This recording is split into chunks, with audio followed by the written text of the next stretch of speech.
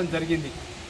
అట్లాగే బెల్లంపల్లి నియోజకవర్గంలో కూడా ఈ శాసనసభ్యులు ఇక్కడ ఉన్నటువంటి ఎమ్మెల్యే గారి అనుచరులు ఇవాళ పూర్తిగా భూ కబ్జాలు చేస్తున్నటువంటి కనబడుతున్నది.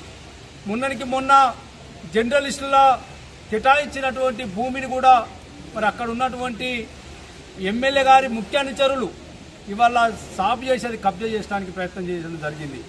గతంలో కూడా ఒక స్థానిక కన్నాల సర్పంచ్ని చంపేసి కూడా ఆయన భూమిని లాక్కున్నటువంటి వ్యక్తులు ఇవాళ ఈ లోకల్ ఎమ్మెల్యే గారి దగ్గర అనుచరులుగా చలామణి అవుతూ ఇవాళ ఎక్కడికక్కడ ఎక్కడ ఖాళీ జాగా ఉంటే అక్కడ కబ్జా చేయడానికి ప్రయత్నం చేస్తున్నారు.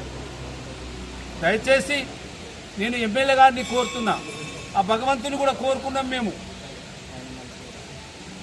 ఈ బెల్లంపల్లిలో ఉన్నటువంటి కాంగ్రెస్ నాయకులను కూడా బుద్ధి మార్చాలి, ప్రజల కోసం పనిచేయాలని. ఇక్కడ స్థానిక ఎమ్మెల్యే గారికి ఓట్లేసి ఎందుకు గెలిపించి ఆనాడు బాండ్ పేపర్ మీద రాసివ్వడం జరిగింది. నేను స్థానికంగా ఉండి ఇక్కడ ప్రజల కష్టాలను నేను తీర్చుకుంటా, నాకేమీ అక్కరలేదు, మేము చాలా ధనవంతులం, మేము ప్రజలకు సేవ చేస్తాం, ప్రజలకు ఏ అవసరం ఉన్నా మేము సాయం చేస్తామని చెప్తే ప్రజలు ఆశపడి ఆ రోజు గెలిపించారు. మేము ఆ భగవంతుని ఇలా కోరుకున్నాం. మరి ఇక్కడ స్థానిక ఎమ్మెల్యే గారి మనసు కూడా మారాలి.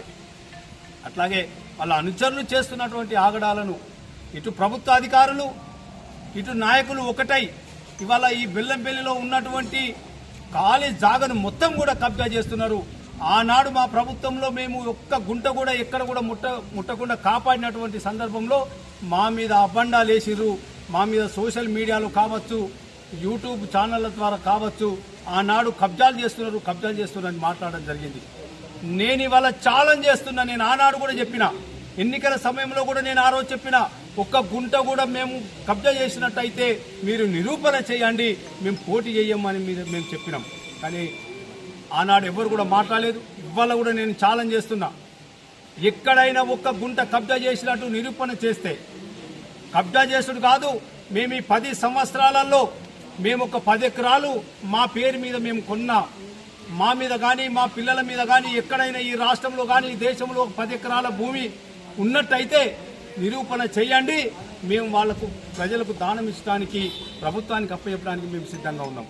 ఎవరైతే చూపిస్తారో వాళ్ళకే ఇవ్వడానికి మేము సిద్ధంగా ఉన్నాం. అంత నీతి నిజాయితీగా 10 సంవత్సరాలు మేము ఈ ప్రజలకు అందుబాటులో ఉండి ప్రజల కష్టాల్లో మేము కష్టం లెక్క భావించి మా కుటుంబ సభ్యులకు కష్టం వస్తే ఏ విధంగానైతే అనుకుంటామో ఈ ప్రజలందరికీ ఏ కష్టం వచ్చినా మేము ప్రజల్లో భాగస్వాములైనాం. కానీ మరి అప్పుడున్నటువంటి పరిస్థితుల్లో మరి ఇక్కడ వాళ్ళ మాయమాటలకు నమ్మి వాళ్ళు చెప్పినటువంటి మాయమాటలు, ముఖ్యమంత్రి రేవంత్ రెడ్డి గారి మాయమాటలు కావచ్చు, అట్లాగే ఇక్కడ ఉన్నటువంటి కాంగ్రెస్ నాయకుల మాటలు నమ్మి మరి ఆనాడు వీళ్ళకు ఓటేసి గెలిపిస్తే ఇవాళ ప్రజలకు ఒక్క పని అంటే ఒక్క పని చేయకుండా వాళ్ళు మాత్రం కబ్జాలు చేస్తూ ఆస్తులు సంపాదించుకున్నటువంటి తీరును ఇవాళ బీఆర్ఎస్ పార్టీ నిరసిస్తూ మరి అధికారులు దీన్ని వెంబడే ఇక్కడ కబ్జాలు ఆపాలని చెప్పి మేము డిమాండ్ చేస్తూ జై తెలంగాణ, జై కేసీఆర్.